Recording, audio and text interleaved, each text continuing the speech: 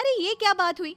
बेटी खूब खाए तो भी कुछ खाती नहीं, और बहू बहू जरा सा खाने की शौकीन, तू चटोरी। तुमसे कितनी बार कहा है ये सारी चीजें तुम्हारी हेल्थ के लिए ठीक नहीं है।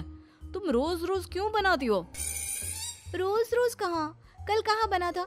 और वैसे भी तुम्हें तो पता ही है मुझे खाना कितना पसंद है, तो कभी कभी तो चलता है। तुम भी खाकर देखो ना, कितना अच्छा बना है। एक दिन छोड़कर तो तुम रोज ही बनाती हो, कभी कभी कब हुआ? तुम जानती भी हो तुम कितना जंक फूड खाती हो। ये जंक फूड कहाँ है, इसे मैं घर पर बनाती हूँ। तुमको नहीं खाना तो मत खाओ, लेकिन मुझे तो शांति से खाने दो। और ये भाषण ना तुम अपने कॉलेज में जाकर दिया करो, यहाँ नहीं। अब इस भूखी औरत को कौन समझाए कि मैं जो बोल रहा हूँ इसकी भलाई के लिए बोल रहा हूँ, ना कि अपने लिए। शाम को, अरे बच्चों कहाँ हो, देखो मैं तुम्हारे लिए क्या लाई हूँ। मम्मी क्या लाई हो? गर्मा गर्म पकोड़े। अरे वाह, पकोड़े।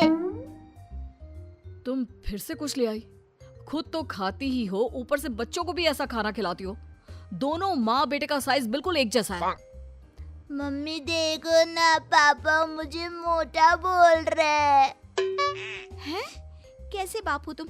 कोई अपने लड्डू जैसे गोल मटोल बेटे को मोटा बोलता है क्या? लड्डू? ये लड्डू नहीं कद्दू है। कद्दू जी माफ कीजिएगा। खैर बच्चे ये सुनकर रोने लगता है। देखो रुला दिया ना मेरे लड्डू को, बेचारा। ले लड्डू तू ये पकोड़े खा, हाँ इनको रहने दे, ये ऐसे ही है टेढ़े। शाम को सुरेश के माँ बाप घर आते हैं। ये इतना सारा खाना तूने किसके लिए बनाया हुआ है बहू? माँ जी ये सब खाना हमारे लिए ही है, आप लोग बड़े दिनों बाद हमसे मिलने आए हैं ना, इतना तो बनता है माँ जी। माँ ये जो बोल रही है ना आपके लिए, वो आपके लिए नहीं है, उसने खुद के लिए बनाया है। माँ जी आप ना इनकी बातों पर ज्यादा ध्यान मत दीजिए, इनकी तो आदत ही है मजाक करने की। आप खाना खाइए ना। बहू खाना तो बहुत अच्छा बना है, एकदम चटपटा। लेकिन हमारी उम्र में लोग चटपटे से ज्यादा सादा भोजन खाना पसंद करते हैं। ये सही बोल रहे हैं। वो क्या है ना बहू, हम लोगों की उम्र में ऐसा खाना पचने में बहुत टाइम लगता है, नहीं तो ऐसा खाना कौन ना खाना चाहे। तो माँ जी खाइए ना, एक दिन सबको जाना ही है, तो खाकर क्यों ना जाया जाए। अरे ये तुम क्या बोल रही हो, होश में तो हो। अरे एक दिन सबको जाना है तो क्या सड़क में गाड़ी के नीचे लेट जाए?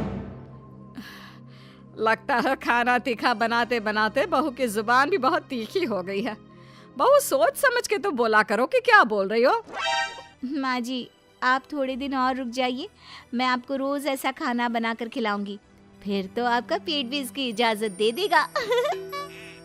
बेटा लड़का है, बहू ऐसा खाना खिलाकर मेरा पत्ता जल्दी काटने का सोच रही है।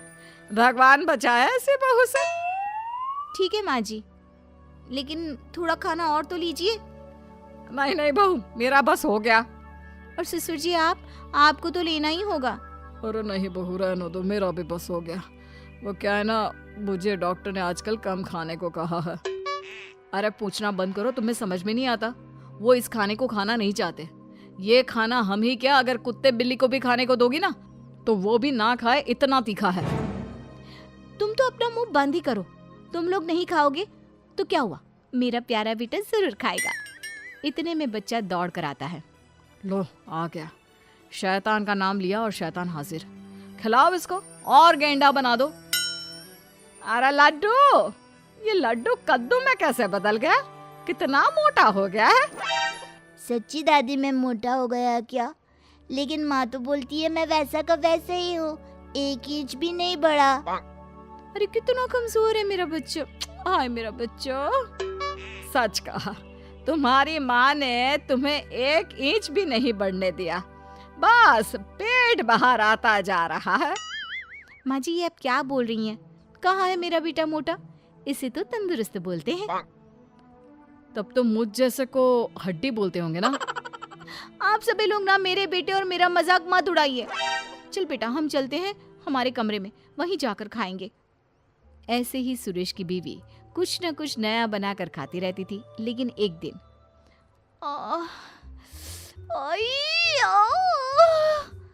क्या हुआ, क्यों नाटक कर रही हो? अगर तुम मेरा ध्यान अपनी तरफ खींचने के लिए ये सब कर रही हो तो नहीं जी, मुझे सच्ची में बहुत दर्द हो रहा है, इतना दर्द जैसे पेट में आग लग गई हो। क्या सच्ची में? क्या खाया था? आग पेट में लग गई? कैसे? मैं दर्द से परेशान हूँ और आपको मजाक लग रहा है। मैं ये दर्द नहीं सह पाऊंगी, मुझे डॉक्टर के पास ले चलिए प्लीज। पागल, डॉक्टर के पास नहीं, तुझे तो किसी खाने के ठेले में खड़ा कर देते हैं। क्यों?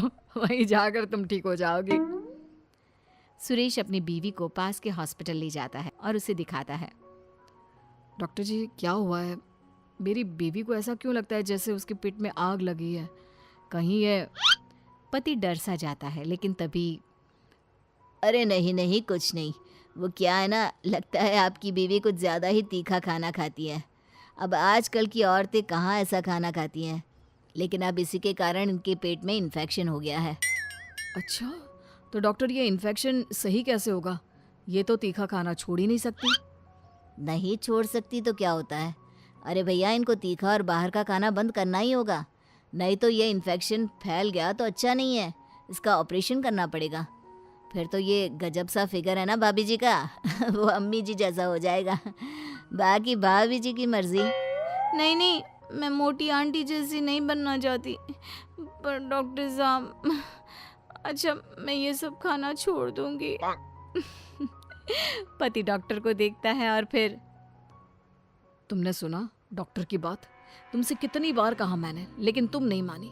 अब कर दी ना अपनी तबीयत खराब, और खाओ तीखा चटपटा खाना। तुम अब चिढ़ाओ मत मुझे।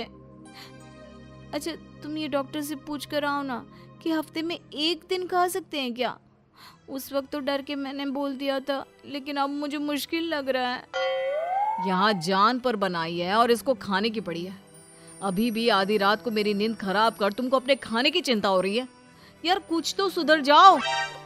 तभी सास बच्चे को लेकर आती है। बेटा, ये छोटू भी पता नहीं क्यों पेट पकड़ कर बैठा है, जरा देख ले। अभी से क्या हो गया? माँ, मुझे तो डर लग रहा है कि कहीं इन दोनों का ही ऑपरेशन ना करवाना पड़ जाए। अरे पर तू पैसे कहाँ से लाएगा? वैसे बहू के गहने हैं ना, उसे बेच सकते हैं हम। नहीं नहीं, मेरे गहनों की ओर ना देखना। मैं वादा करती हूँ, मैं चटोरे खाने की ओर नजर भी नहीं लगाऊंगी। मम्मी, ये आप क्या कह रही हो? हाँ बेटा, मेरी गलती है कि मैंने इतना चटोरा तुझे बना दिया, मुझे माफ कर दे।